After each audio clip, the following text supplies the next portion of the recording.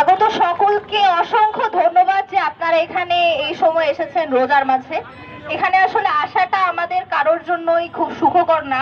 আমরা এখানে এসে দাঁড়িয়েছি কারণ আমাদের দাবিগুলো মানা হচ্ছে না। দাবি মানা তো দূরের কথা, ন্যূনতম নিরাপত্তা আমাদের নিশ্চিত করা হচ্ছে না। আমরা এখানে যারা দাঁড়িয়ে আছি আমরা অনেক ভাগ্যবান যে আমাদের পুরুষ সহপাঠীরা, আমাদের শিক্ষকরা যারা আমাদের ক্ষমতা ব্যবস্থায় আছেন, আমাদের ডিপার্টমেন্ট, আমাদের দেশের প্রান্তিক অঞ্চলের যে মেয়েটা নিজের ফ্যামিলির হাতে ধর্ষণ হচ্ছে, যে নিপীড়নের শিকার হচ্ছে, তার এই সাপোর্টটা সে পাচ্ছে না। তাকে প্রতি মুহূর্তে ভিক্টিমাইজ করা হচ্ছে, তাকে ব্লেম দেওয়া হচ্ছে। এই ব্লেম গেম, এই সামাজিক অবস্থার আমরা পরিবর্তন চাই। কেন সবসময় ধর্ষণে আসার পরই আমাদের রাস্তায় নামতে হবে?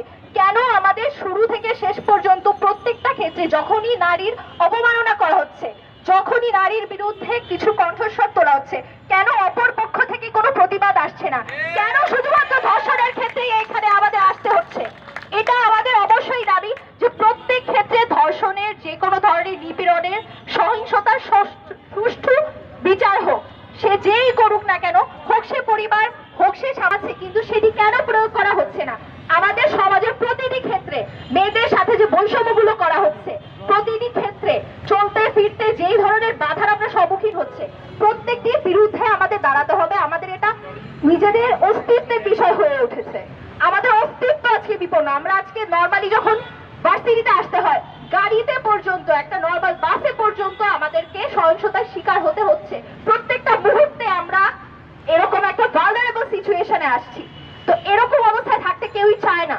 আমরা চাই যে এই ব্যবস্থার পরিবর্তন হোক। পরিবর্তনটা আমাদের থেকে শুরু হবে। আজকের জন্য অসংখ্য ধন্যবাদ যে এই পরিবর্তনের দিকে আমরা এগিয়ে চলেছি। অবশ্যই প্রশাসনকে আমরা দায়ী করব, অবশ্যই প্রশাসনের কাছে আমরা সুবিচার চাইবো, কিন্তু আমরা প্রত্যেকেও যাতে এই জিনিসটা মাথায় রাখি যে আমরা প্রত্যেকে এই সমাজের অংশ, যে সমাজটার পরিবর্তন আমরা চাই। ধন্যবাদ। কারণকে ধন্যবাদ। রৌদ্র অরিত্রকে ডেকে দিচ্ছি।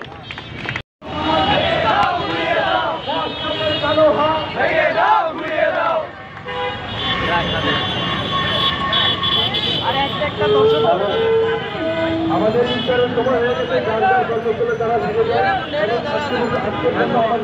কর্মসূচি ইনশাআল্লাহ আমাদের সবাই যার যার করে কথা